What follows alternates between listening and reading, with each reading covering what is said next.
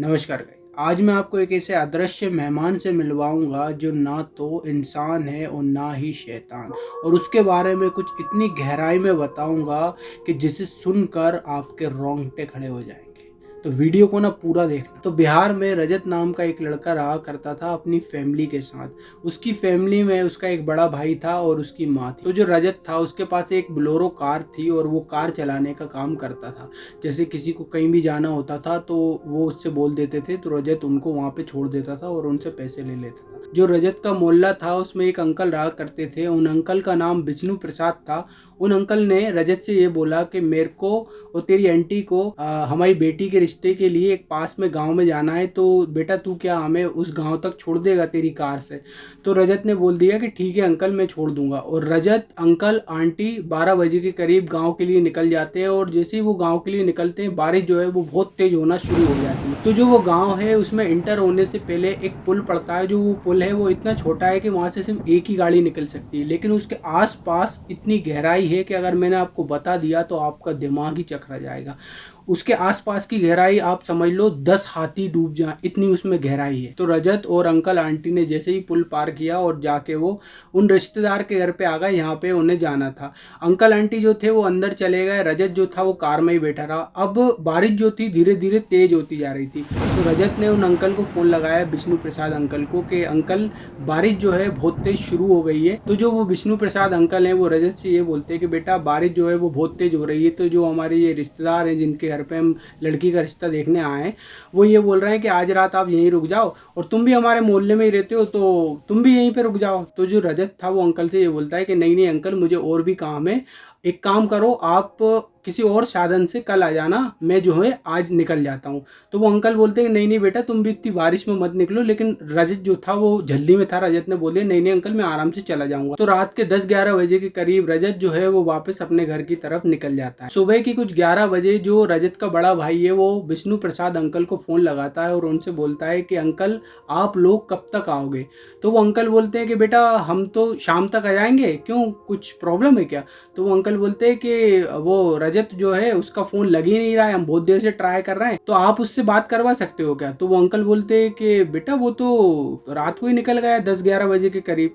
तो बोलते हैं नहीं नहीं अंकल, वो तो पहुंचा ही नहीं यहाँ पे। तो जो विष्णु प्रसाद अंकल थे वो रजत के बड़े भैया से बोलते हैं कि बेटा जो रजत था उसने मेरे से बोला था कि उसे एक सवारी और छोड़नी है, तो शाम तक हो सकता है आ जाए। अब ये बात खत्म ही हुई थी, इतने में जो विष्णु प्रसाद अंकल थे जिनके घर पे रिश्ते की बात करने के लिए आए थे, उनके घर पे एक बुजुर्ग अंकल आते हैं और वो आके बोलते हैं कि अपने जो पुल है ना, उस पुल के पास एक तो गाड़ी खड़ी है, बोलेरो है, और वो ना एक गड्ढे में फंसी है। और उस गड्ढे में से ना, मतलब ऐसा हुआ कि वो गड्ढे में फंसी है और एकदम से उसका गेट जो है वो पुल के नदी के साइड खुल गया। मतलब जो पुल रहता है वो ऐसे करके, उस जो गाड़ी है वो ऐसे करके ऐसी आड़ी हो गई है और वो जो गेट है वो खुल गया। तो मुझे लगता है जो ड्राइवर है शायद वो नदी में गिर गया, और मुझे ऐसा भी लगता है कि उसकी शायद मौत भी हो गई होगी। तो जो वो विष्णु प्रसाद अंकल थे और जिनके घर पे वो आए थे वो अंकल, दोनों जो है वो एक दूसरे की साइड देखते हैं और वो बोलते हैं कि समधी जी आप भी बोलेरो से ही आए थे ना।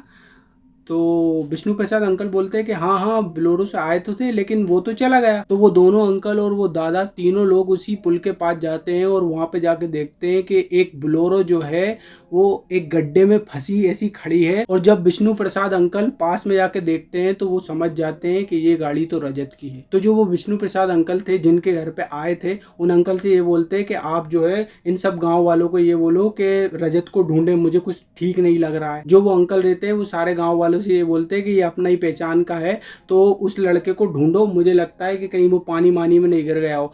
तो सारे गांव वाले जितने लोगों को तैरना आता था वो कूद तो गए, लेकिन उसकी गहराई इतनी थी कि कोई नीचे तक जा ही नहीं सकता था। तो 2-3 घंटे तलाश करने के बाद भी रजत का कोई पता नहीं चला।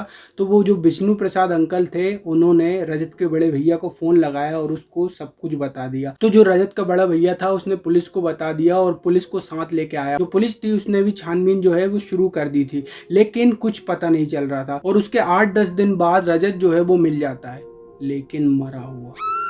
जो रजत रहता है उसकी बॉडी इतनी बुरी कंडीशन में मिलती है ना कि मतलब उसकी जो आंखें हैं वो मछली ने खा ली, उसके मुंह के अंदर कीड़े पड़ गए, उसकी बॉडी में से इतनी बुरी बास आ रही कि कोई उसके पास भी नहीं जाना चाहता। लेकिन फिर भी पुलिस जो है उसकी बॉडी को लेके गई और पोस्टमार्टम किया और उसके बाद उसके परिवार को वो बॉडी जो है वो सौंप दी। तो परिवार वालों ने रजत की जो है शक्ल भी नहीं देखी थी, क्योंकि पोस्टमार्टम होने के बाद सारी बॉडी जो है वो पन्नी में पैक हो जाती है, बस डायरेक्ट जाके और जलाना ही रहता है। अब रजत को जलाने के कुछ 2-3 दिन बाद गांव के जो लोग थे वो पुल के पास से जा रहे थे, तो एकदम से उनकी नज़र जो थी पुल के बगल में नदी पे पड़ी। तो नदी पे वो क्या देखते हैं कि नदी पे कोई तो खड़ा हुआ है, और वो ना तो इंसान लग रहा है और ना ही शैतान, बहुत अजीब सा लग रहा है। तो उन्होंने जो बैटरी थी उस बैटरी को चालू करके उसके ऊपर फोक्स मार के देखा, तो वो दिख नहीं रहा, मतलब अजीब सा दिख रहा, मतलब दिख ही नहीं रहा, मतलब उसका चेहरा ऐसे करके देख रहे हैं वो लोग, तो उन्हें कुछ भी समझ में नहीं आ रहा कि ये क्या है।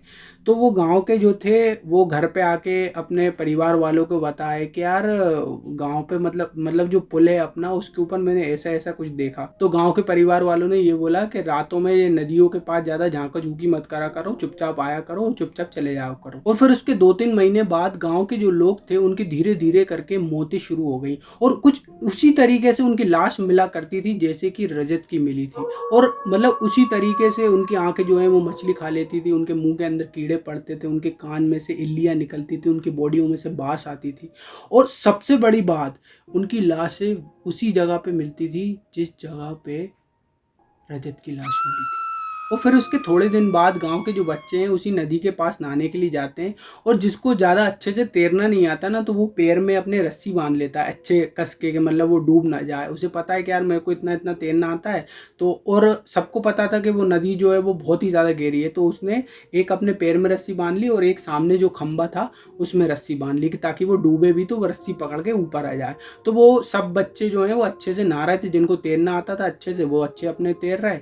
और इतने में ही वो जो बच्चा था जिसने पैर में रस्सी बांध रखी थी उसको उसको ऐसा कुछ फील हुआ कि उसका जो है किसी ने पैर तो पकड़ा है, और ऐसे करके एकदम से डायरेक्ट नीचे ले गया उसे। अब जो उसके बगल में बात करते करते नहा रहे थे बच्चे, वो भी एकदम से शॉक हो गए कि यार मतलब कहाँ गए एकदम से, तो वो भी नीचे गए। तो वो जो लड़का रहता है वो जैसे ही पानी के अंदर आता है और एकदम से उसकी आंख खुलती है, और उसके सामने कौन होता है, उसके सामने रजत होता है।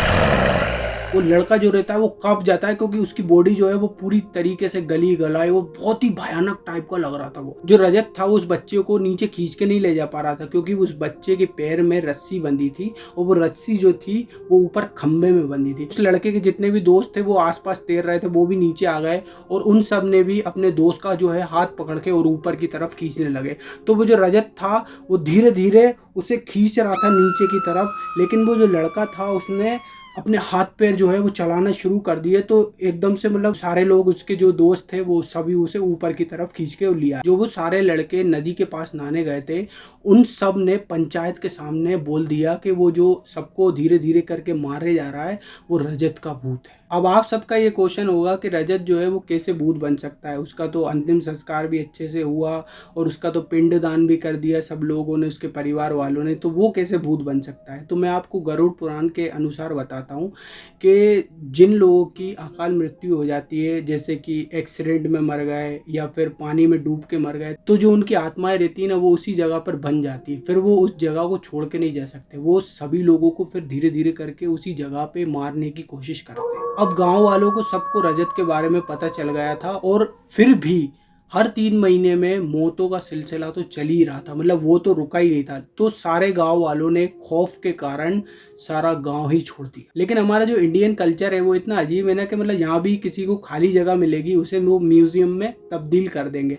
तो वहाँ पे ना पता नहीं कैसे एक तो झरना निकल गया था, तो आसपास के सारे लोगों ने वहाँ पे एक पिकनिक स्पॉट बना दिया। मतलब वहाँ पे जो है रोज के 2-3 हजार लोग आते थे उस झरने को देखने के लिए, और वहीं पे खाना वाना खाते थे। तो जो एक परिवार था वो बाहर से आया था प्रॉपर उस झरने के लिए, सिर्फ उस झरने के लिए देखने के लिए। तो उस परिवार में एक लड़का था छोटा, और एक आदमी था और एक औरत थी। तो जो वो आदमी था उसने अपने बेटे पे ऐसे कंधे पे हाथ रख के और उससे कहा कि चल अपन झरने में नहाते हैं। तो वो दोनों बाप बेटे जो हैं वो झरने में नहा रहे होते। तभी बेटे को ऐसा अजीब सा लगता है कि मतलब उसका जो है पैर किसी ने ऐसे छुआ, और छूने के बाद एकदम कस के पकड़ के और कुछ 2-3 सेकंड में ही उसे एकदम से खींच के ले गया, मतलब उस नदी में। तो उसके पापा को पहले तो कुछ समझ ही नहीं आया कि बेटा जो था वो यहाँ पे हाथ, मतलब उसके कंधे पे हाथ रखा था, वो बेटा कहाँ गया। लेकिन उसे थोड़ा सा ऐसा लगा तो था कि एकदम से नदी में कुछ ना कुछ तो घुसा है। तो वो जो उसका पापा था जल्दी से नदी में कूदा, और जितने भी लोग थे वहाँ उस पिकनिक स्पॉट पे उन सब ने भी ढूंढना चालू कर दिया कि वो बच्चा एकदम से गया कहाँ। तो सारे लोग अब जो है बिल्कुल नीचे डीप में तो जा नहीं सकते उसको ढूंढने के लिए, क्योंकि वो इतना गहरा था ना कि उसमें हाथी 10 हाथी डूब जाए, इतना गहरा था। तो इतने गहरे में तो जा नहीं सकते। लेकिन फिर भी ढूंढा, वहाँ पे नहीं मिला वो बच्चा। पुलिस आई, पुलिस ने भी ढूंढा उसको, लेकिन वो बच्चा नहीं मिला। लेकिन फिर उसके 8-10 दिन बाद वो बच्चा मिल गया। और वो किस जगह पे मिला? उसी जगह पे जिस जगह पे रजत की लाश मिली थी। अब जो पुलिस थी उसने इतने सारे ऐसे अजीब से केस देख लिए थे ना कि उसने वो सारी जगह को ही बैन कर दिया, उस पर जुर्माना लगा दिया उस जगह पे जाने के लिए कि अगर कोई भी उस जगह पे यहाँ पे दिखा तो उस पर इतना इतना जुर्माना है। और उसके बाद वो जगह जो थी वो इतनी ज़्यादा खौफनाक हो गई ना कि कोई वहाँ पे जाने के बारे में सोच भी नहीं सकता। तो अगर वीडियो अच्छी लगी हो ना तो लाइक शेयर और सब्सक्राइब कर देना, और मेरे इंस्टा पे भी मेरे को फॉलो कर लेना। और अगर आपके पास भी अगर कोई स्टोरी हो तो मेरे को ईमेल कर देना। Thank you guys.